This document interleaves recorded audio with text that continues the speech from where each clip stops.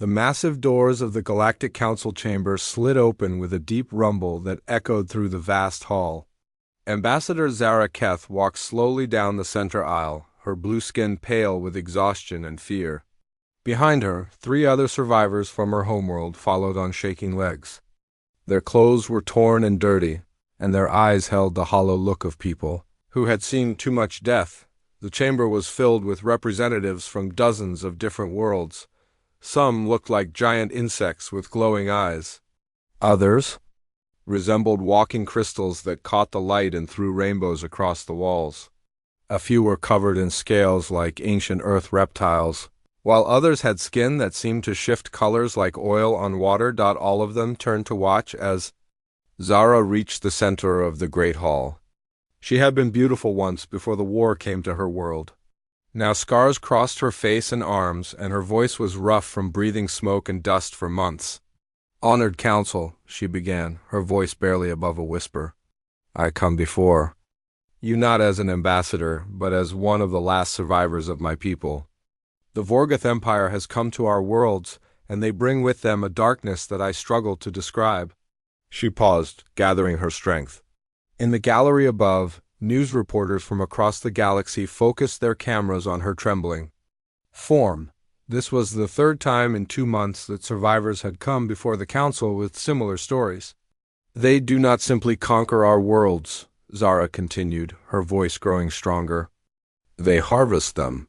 They strip away everything that makes a world alive.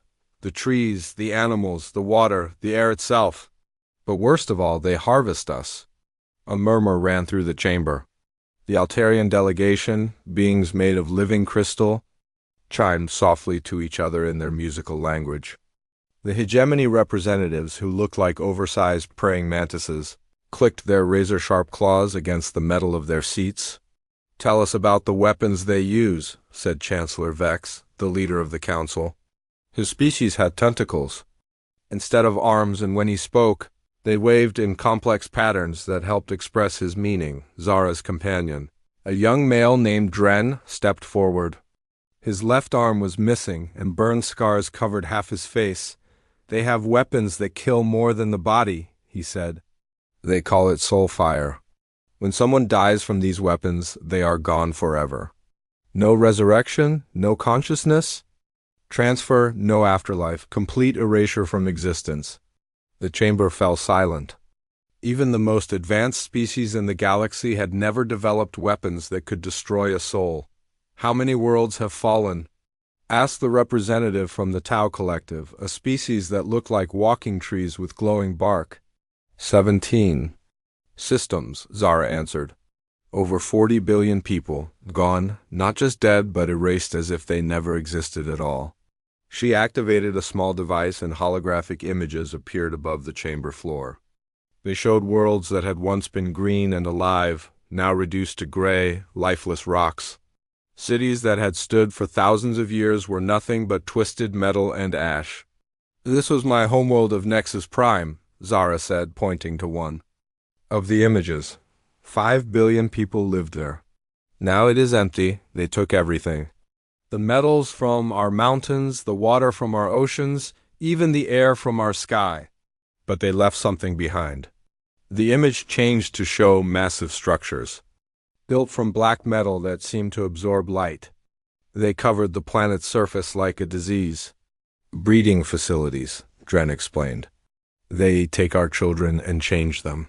Twist their bodies and minds until they become soldiers for the Vorgoth army. Parents are forced to watch their own. Children become monsters, and then those monsters are sent to conquer other worlds." Several representatives stood up and began speaking at once. The noise grew until Chancellor Vex raised his tentacles for silence.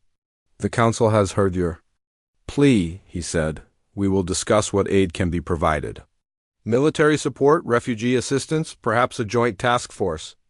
"No!" Zara's voice cracked like a whip. "You do not understand. The Vorgoth are not like other enemies. They do not want territory or resources or even slaves. They want to end all other life in the galaxy. Every world they touch dies forever." She looked around the chamber, her eyes filled with desperate hope. You have held meetings and made plans for 3 months while my people died? I need warriors, not politicians. I need someone who understands that sometimes the only way to stop a monster is to become something more terrible than the monster itself. The chamber erupted in discussion. Some representatives argued for immediate military action. Others insisted on diplomatic solutions. A few suggested that perhaps the Vorgoth could be reasoned with or bribed to leave certain worlds alone. Through it all, one delegation remained silent.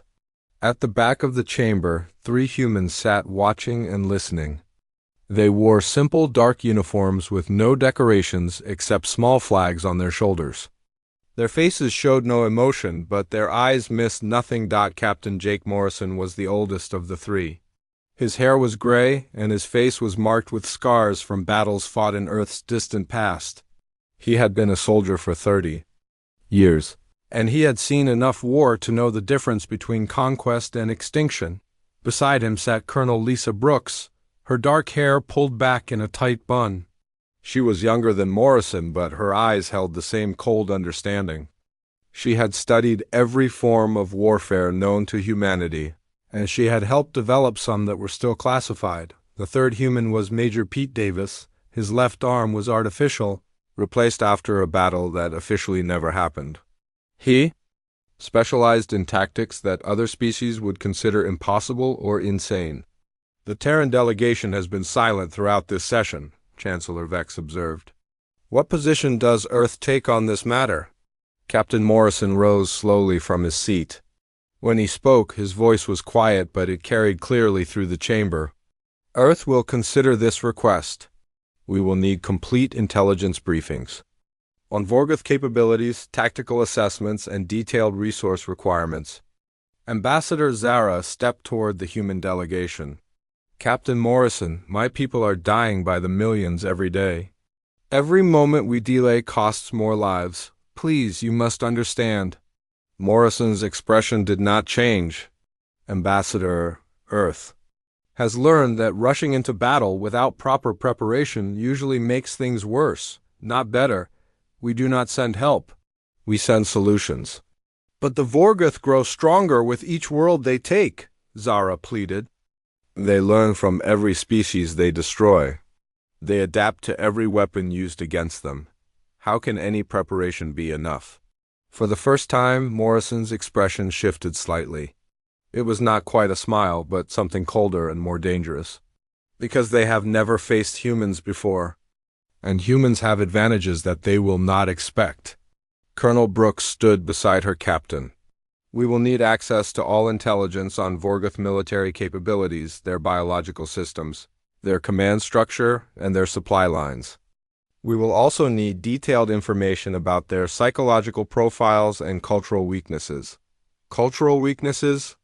Asked the Altarian representative, their crystal form chiming with confusion. What relevance does culture have in warfare? Major Davis answered, his artificial hand flexing unconsciously. In human experience, the fastest way to defeat an enemy is to understand what they fear most. Every species has something they cannot face. Even the Vorgoth. The 3 humans gathered their materials and prepared to leave. As they walked toward the exit, the chamber buzzed with discussion.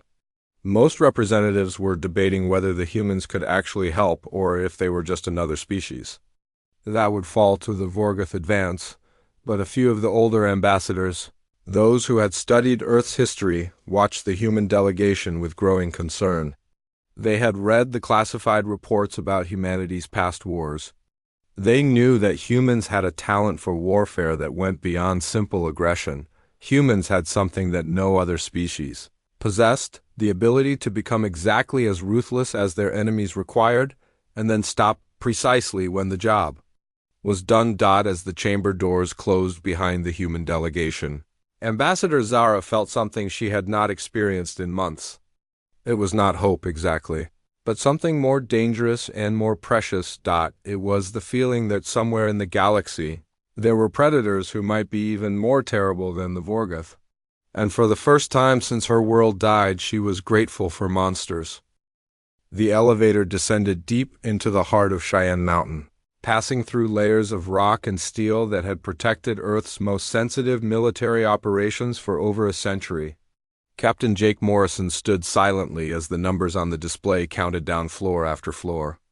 Beside him, Colonel Lisa Brooks reviewed the classified files they had brought back from the Galactic Council when the elevator finally stopped. They emerged into a corridor lined with blast doors and armed guards. At the end of the hall, Admiral Kate Thompson waited for them in her office. She was a woman in her 50s with silver hair and eyes that had seen too many wars. Her desk was covered with reports, photographs, and tactical displays showing the extent of the Vorgoth advance. "Tell me everything," Admiral Thompson said without greeting. Colonel Brooks activated a holographic display that filled the room with images from the fallen worlds.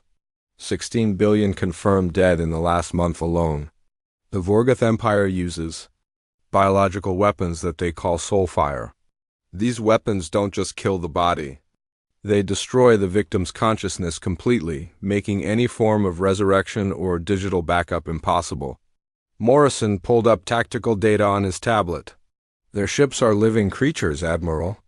Biomechanical hybrids that can repair, damage in real time, and adapt to enemy weapons during battle. That's why the other species can't fight them effectively. Every time they think they've found a weakness, the Vorgoth ships change to counter it." Admiral Thompson studied the images of Vorgoth vessels. They looked like enormous insects crossed with warships, with organic curves and metallic weapon systems. What about their ground forces? Major Pete Davis, who had been silent during the elevator ride, finally spoke. "They're enhanced humanoids, but they've removed everything that makes them human. No mercy, no honor, no hesitation.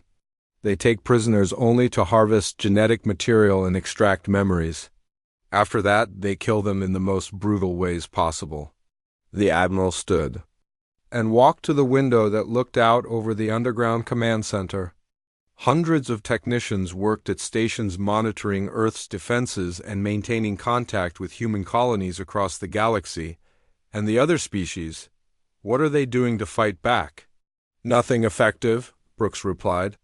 "The Altarians tried to negotiate. The Vorgoth used the peace talks to locate their homeworld and destroyed it completely. The hegemony sent their best battle fleets. The Vorgoth captured their ships and turned them into weapons against other species." Morrison leaned forward. "Admiral, every species in the galaxy fights by rules.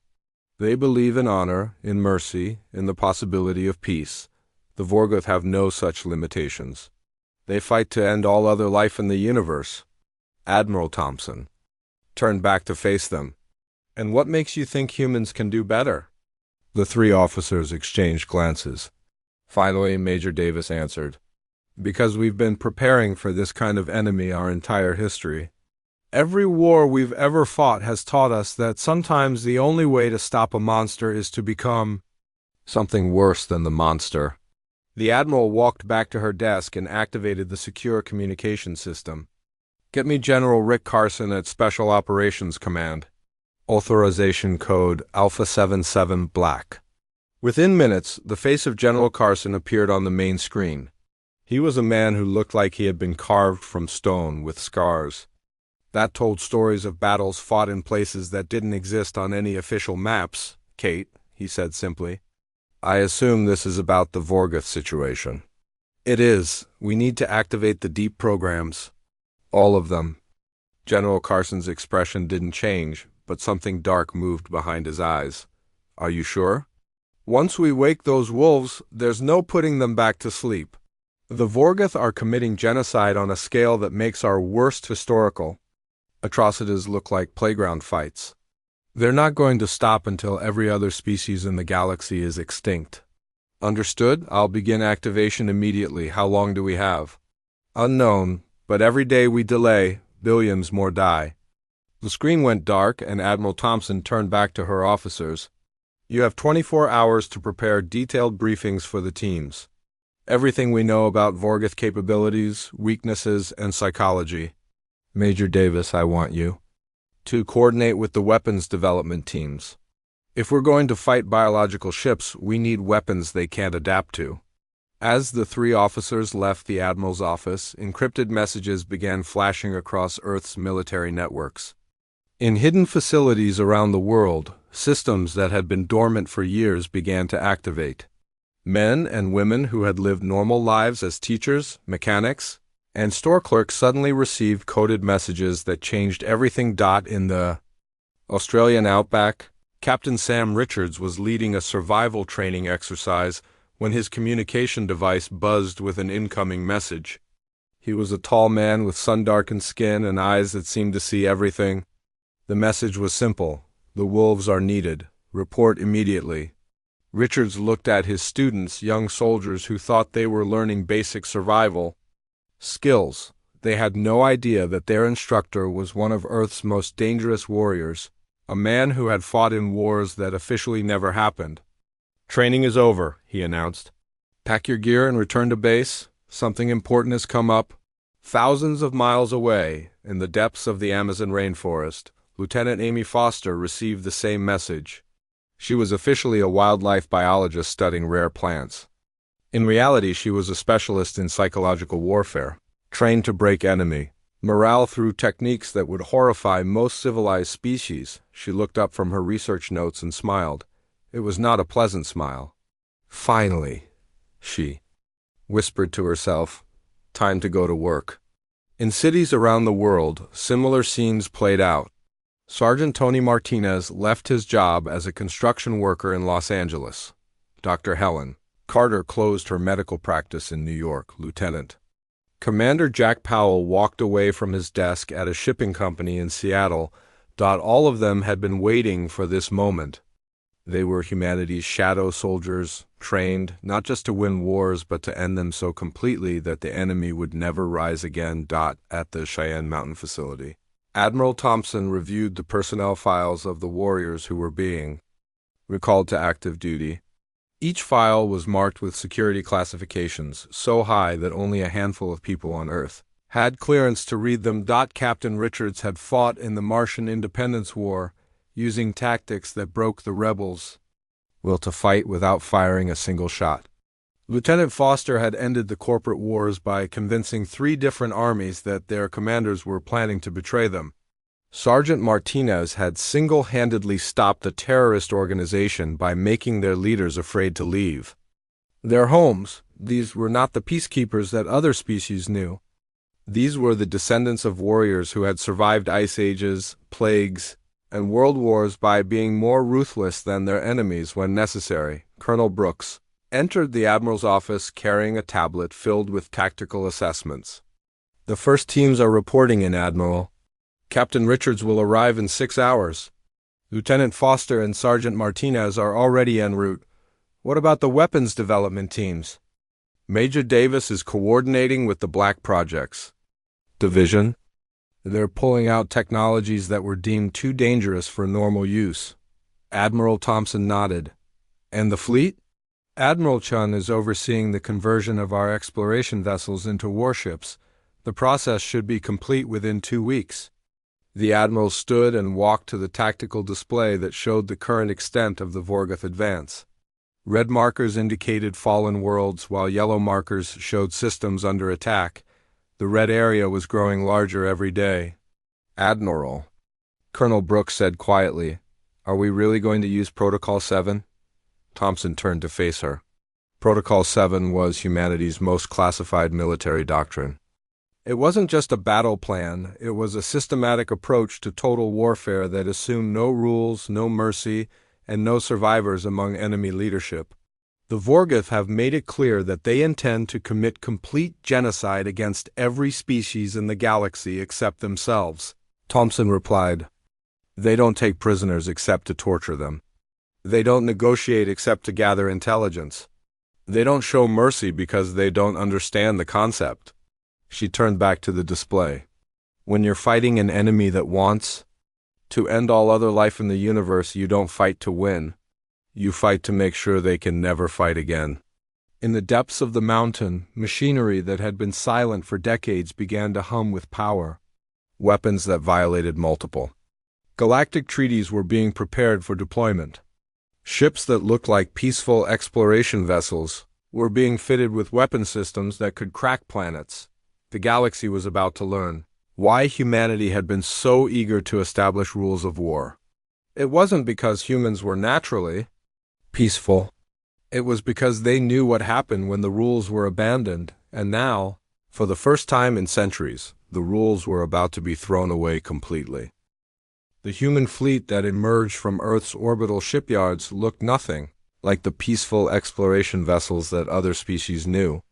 These ships were painted black and carried weapons that most civilized races had banned centuries ago. The flagship, UES Retribution, was 3 times larger than any human vessel the galaxy had ever seen, and its hull bristled with weapon systems that seemed to absorb light itself. Admiral Kate Thompson stood on the bridge of the Retribution, watching as the last of her fleet formed up around the massive vessel. 47 ships in total, each one designed for a single purpose: to end wars so completely that the enemy would never fight again. "Fleet status report," she ordered. Captain Morrison approached from the tactical station. "All ships report ready." "Admiral, the Sanctuary Station is 3 hours away at current speed." The Sanctuary Station was where the Cytherian refugees had gathered after fleeing their destroyed worlds. It was also where humanity would get its first close look at what the Vorgoth had done to their victims.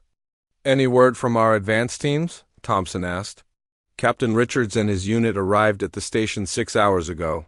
They're conducting interviews with the survivors and gathering intelligence on Vorgoth tactics." Thompson nodded.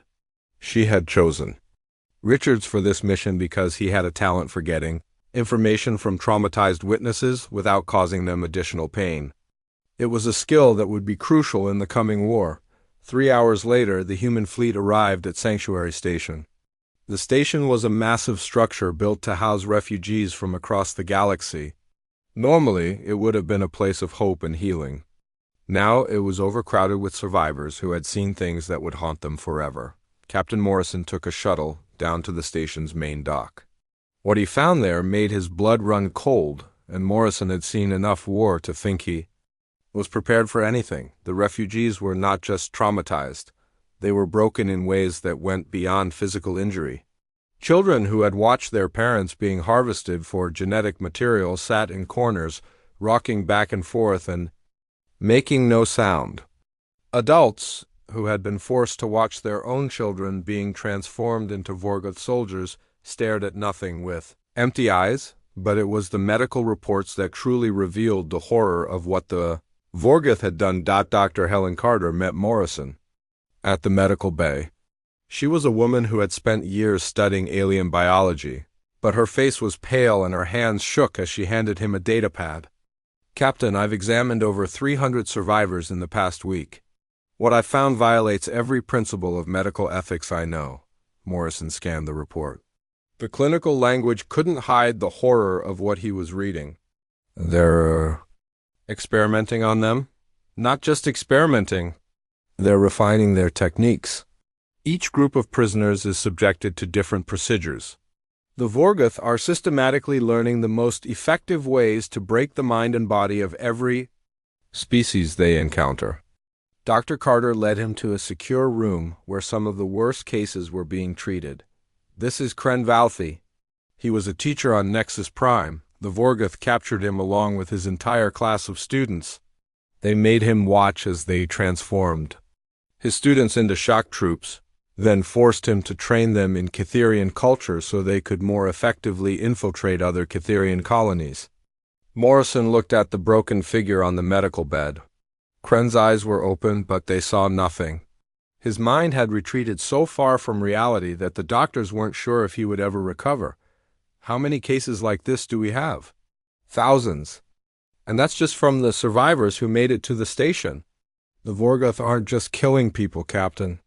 They're finding ways to make death seem like mercy. Morrison activated his communication device. "Admiral Thompson, this is Morrison. I need to speak with you immediately."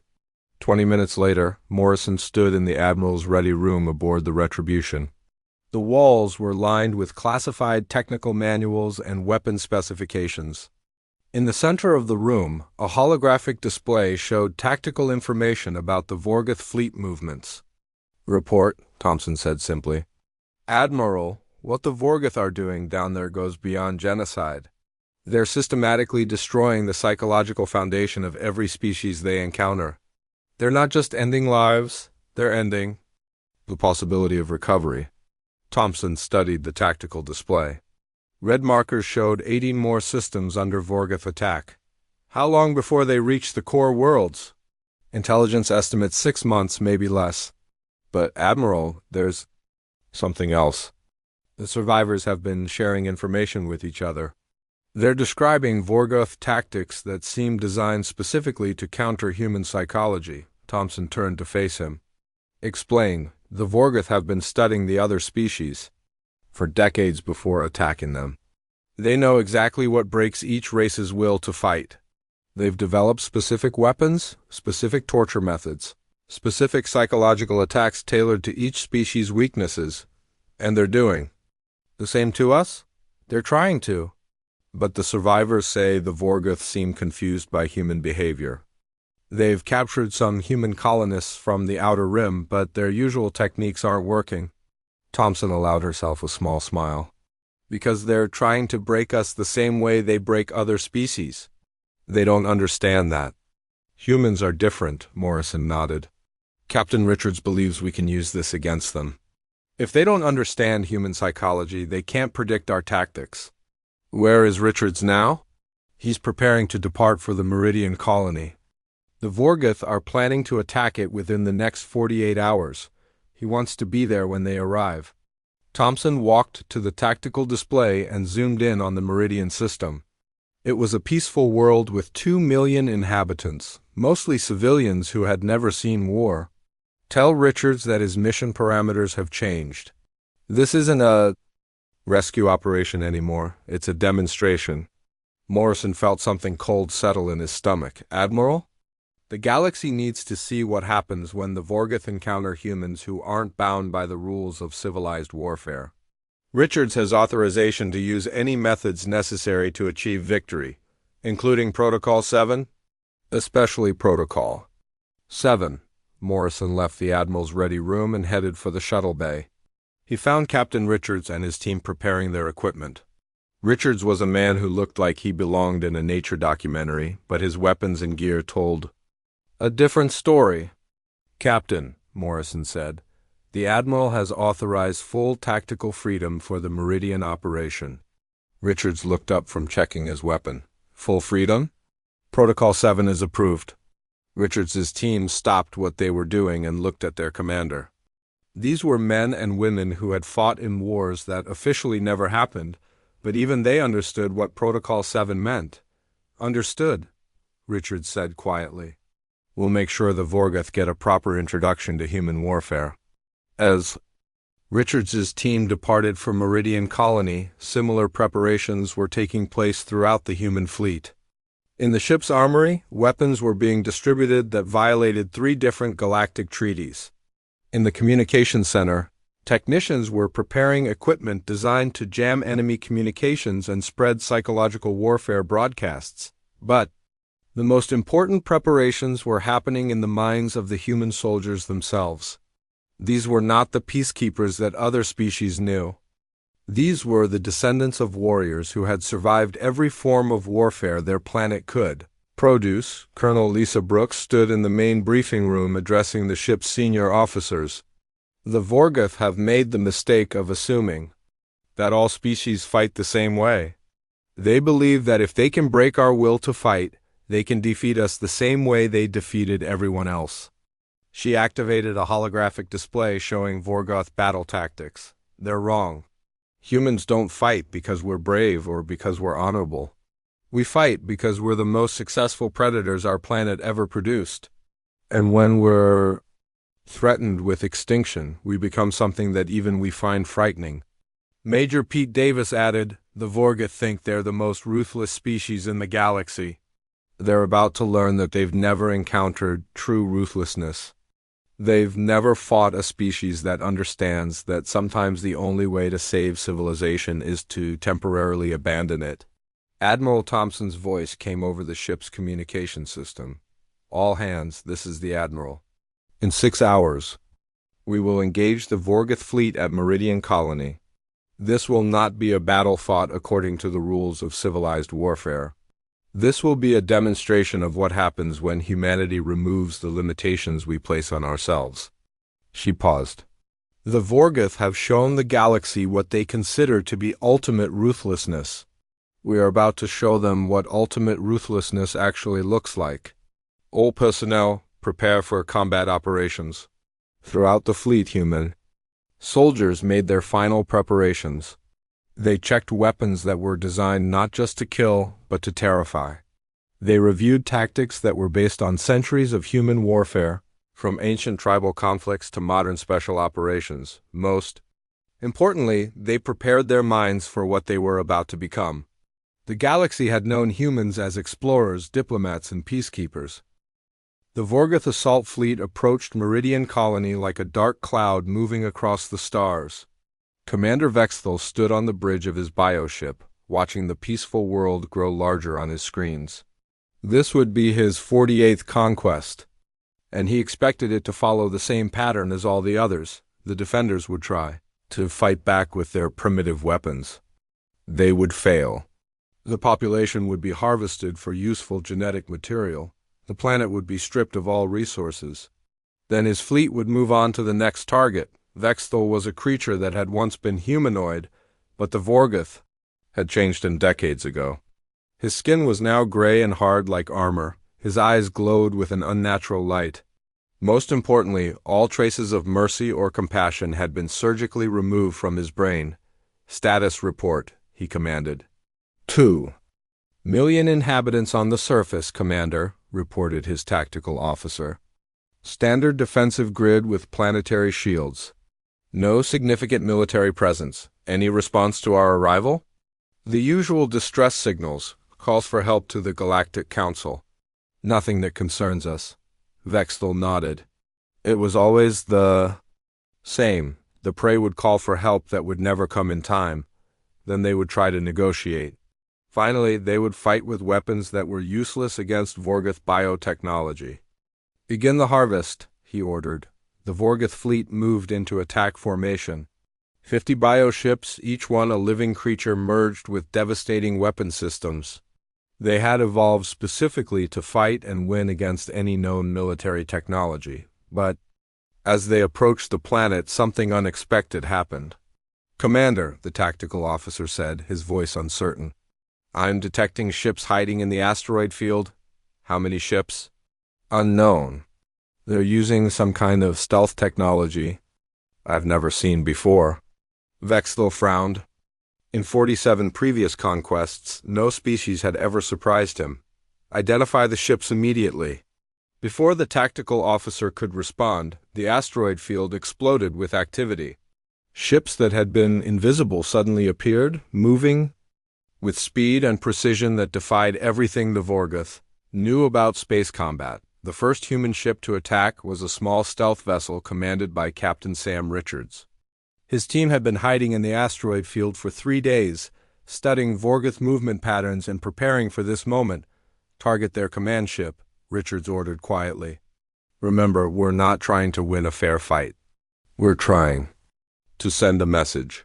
The human weapons were unlike anything the Vorgoth had encountered.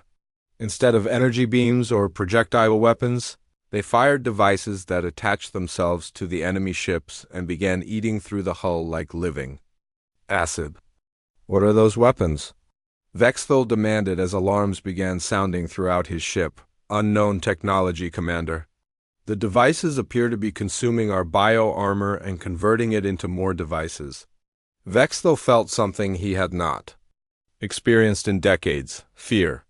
The Vorgoth bioships were designed to adapt to any attack and heal from any damage. But these weapons were turning their own biology against them.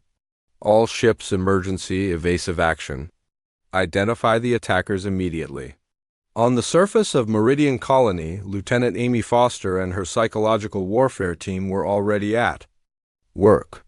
They had infiltrated the planet's communication networks and were broadcasting carefully crafted messages to the Vorgoth fleet. The messages were not threats or demands for surrender. They were something far more disturbing. Foster had studied Vorgoth psychology for months, learning exactly what images and sounds would create maximum fear in their enhanced minds. The broadcasts showed footage of previous human wars, but not the heroic battles that were usually recorded for history. These were images of what humans did to enemies who refused to surrender, edited and enhanced to highlight the most terrifying aspects of human warfare. Broadcasting on all Vorgoth frequencies, Foster reported. Psychological impact should begin. Within 60 seconds, the effect was immediate. Vorgoth soldiers throughout the fleet began experiencing something their leaders had tried to breed out of them: doubt. The images they were seeing didn't match their understanding of how civilized species fought wars. Meanwhile, Sergeant Tony Martinez led his special operations team through the underground tunnels beneath Meridian Colony's main city. Their mission was simple: rescue the hostages that the Vorgoth had already taken and eliminate any enemy forces they encountered. What they found in the tunnels was worse than anything in the intelligence reports. The Vorgoth had set up processing facilities where they were experimenting on captured civilians.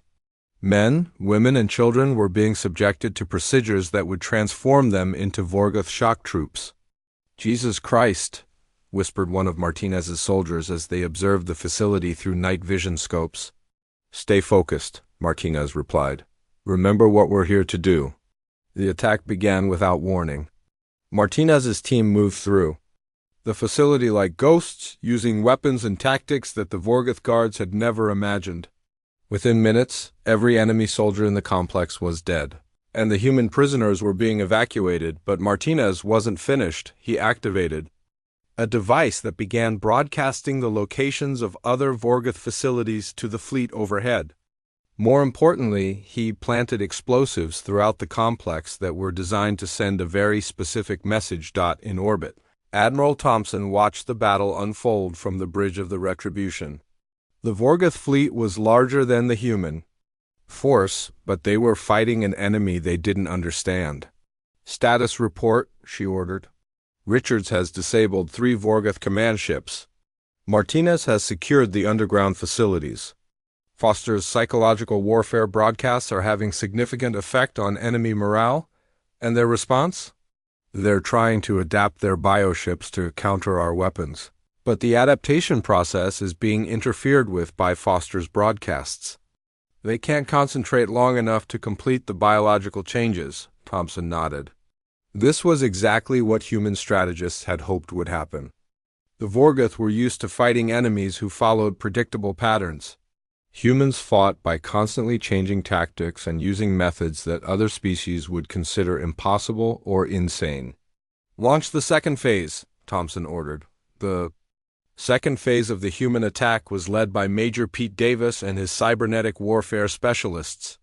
Their ships approached the Vorgoth fleet, broadcasting what appeared to be surrender signals. When the Vorgoth tried to capture the human vessels, they discovered that the ships were actually weapons platforms designed to attach themselves to enemy vessels and take control of their biological systems. "Commander!" the Vorgoth tactical officer screamed.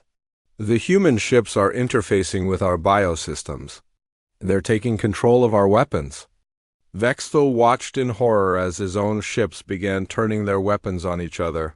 Somehow, the humans had found a way to communicate with Vorgoth biotechnology and convince it to attack its own fleet.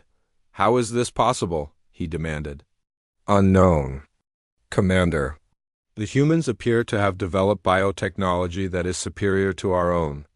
For the first time in his military career, Vexthel considered the possibility of retreat. But before he could give the order, something even more terrifying happened. The human ships stopped attacking and simply waited. "What are they doing?" Vexthel asked. "Unknown, Commander. They appear to be observing us." Captain Morrison's voice came over the Vorgoth communication channels. His tone was calm and reasonable, which somehow made his words even more frightening.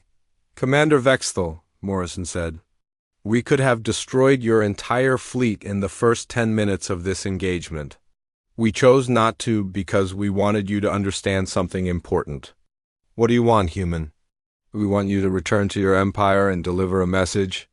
Tell them that they have encountered a species that fights differently than anything they have faced before. Tell them that humans don't just win wars. We end them. Vexthal looked around his bridge at his terrified crew. In less than an hour, the humans had demonstrated weapons and tactics that made Vorgoth biotechnology seem primitive by comparison. You will allow us to withdraw? For now. But Commander, understand this. We know where your empire is located. We know the positions of your fleets and the locations of your breeding worlds. If you attack another civilian population, we will. Not be so merciful next time. The Vorgoth fleet began to withdraw, their bioships limping away from Meridian Colony with damage that would take months to repair. But the real damage was not to their ships. It was to their confidence. For the first time in their history, the Vorgoth had encountered an enemy that was not just stronger than they were, but that thought about warfare in ways they couldn't understand or predict. As the enemy fleet disappeared into hyperspace, Admiral Thompson received reports from across the human force. 0 human casualties, complete mission success, and most importantly, the galaxy's first demonstration that the Vorgoth could be defeated. Send a message to all human commanders. Thompson ordered. Phase 1 is complete. Begin preparations for Phase 2. On planets throughout Vorgoth space, the footage from Meridian Colony was being analyzed by military commanders who had never experienced fear before. They were about to learn that there were things in the universe more dangerous than the Vorgoth Empire. Emperor Zalthek had ruled the Vorgoth Empire for 300 years. In all that time, he had never known defeat. His forces had conquered 47 different species and harvested the resources of thousands of worlds. Nothing in the galaxy had ever been able to stand against his biofleets, but the report he was reading made his enhanced blood run cold. A single human fleet defeated Commander Vexthal's entire attack force? He asked the trembling messenger. Yes, my emperor. The humans used weapons and tactics that our bioships could not adapt to. They turned our own technology against us and forced a complete withdrawal. Zalthek crushed the datapad in his armored fist. The Vorgoth had spent decades studying every known species in the galaxy. They had developed specific strategies to counter every possible defense. But somehow, these humans had surprised them completely. Gather the full Imperial fleet, he commanded. I will personally lead the attack against these humans.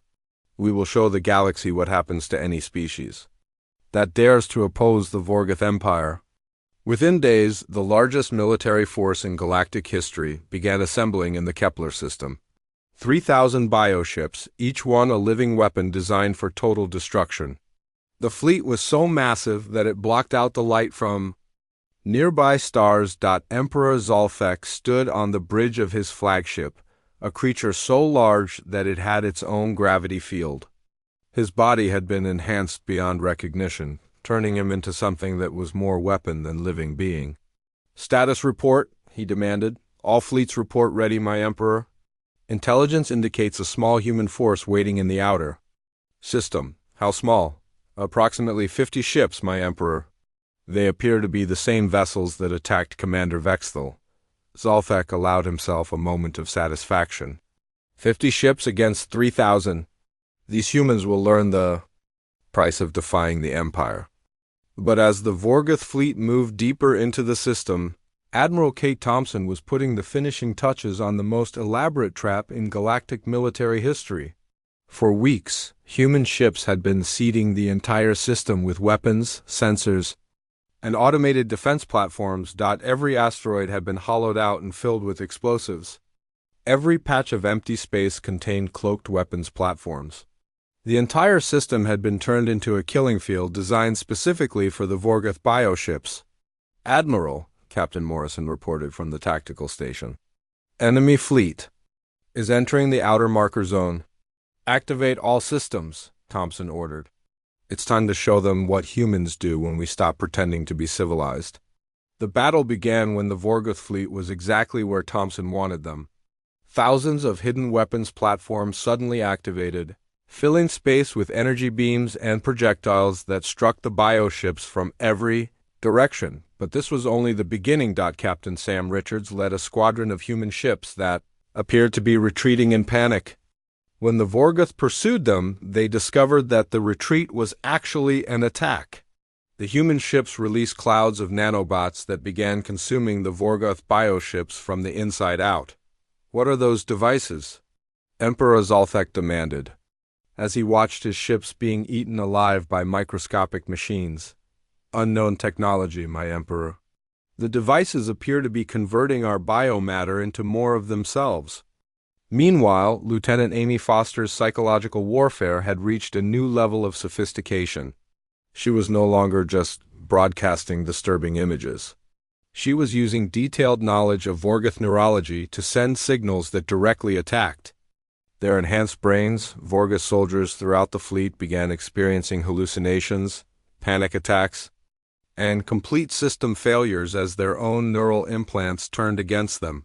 Sergeant Tony Martinez and his special operations teams had somehow infiltrated 17 different Vorgoth command ships during the confusion of the battle. They moved through the bioships like viruses, planting explosives and taking control of critical systems, but the most devastating attack came from Major Pete Davis and his cybernetic warfare specialists. They had developed a virus specifically designed to attack Vorgoth biotechnology. When it was released, it spread from ship to ship through the organic connections that the Vorgoth used for communication. "My Emperor," the tactical officer screamed. "The virus is spreading through our entire fleet. Our bioships are turning on each other." Emperor Zolthek watched in horror as his own flagship began attacking the ships around it. The virus had convinced the bioships that their fellow Vorgoth vessels were actually enemies that needed to be destroyed. "How is this possible?" he demanded. "The humans appear to understand our biotechnology better than we do, my Emperor. They have found ways to communicate with our ships that we never imagined." The battle lasted only 6 hours, but by the end of it, the Vorgoth Empire had effectively ceased to exist as a military force. 3,000 bioships had been reduced to scrap metal and organic debris floating in space. Emperor Zolthek found himself trapped on a flagship that was dying around him. The bioship's organic systems were shutting down one by one, and he could feel the creature's pain as it slowly expired. Admiral Thompson's voice came over the Vorgoth communication system. Her tone was calm and professional, which somehow made her words even more terrifying. "Emperor Zolthek," she said, "your empire is finished, your fleets are destroyed, your bioships are dead or dying. You have exactly one choice remaining." "What choice is that, human?" "Surrender completely and unconditionally. Return every world you have conquered to its original inhabitants. Release all prisoners and submit to trial for war crimes. You have 12 hours to comply." Zolthek looked around the bridge of his dying ship. His crew was dead or dying, his fleet was destroyed, and his empire was collapsing. For the first time in 3 centuries, he was facing total defeat. "And if I refuse? Then we will hunt down every remaining Vorgoth in the galaxy and ensure that your species becomes extinct. We have already located your breeding worlds, your hidden bases, and your backup fleets. There is nowhere you can hide that we cannot find." The Emperor realized that he was facing something he had never encountered before, an enemy that was more ruthless than the Vorgoth themselves, but with the intelligence and technology to back up their threats. I surrender," he whispered. The response came in 11 hours and 47 minutes. Every remaining Vorgoth commander in the galaxy transmitted their complete surrender. The empire that had terrorized the galaxy for decades collapsed in less than a day. 3 weeks later, Ambassador Zara Keth stood before the Galactic Council once again. But this time, she was not pleading for help. She was delivering a report on the liberation of her homeworld. "The Vorgoth prisoners have been processed according to galactic law," she announced. "Their leaders are awaiting trial for war crimes.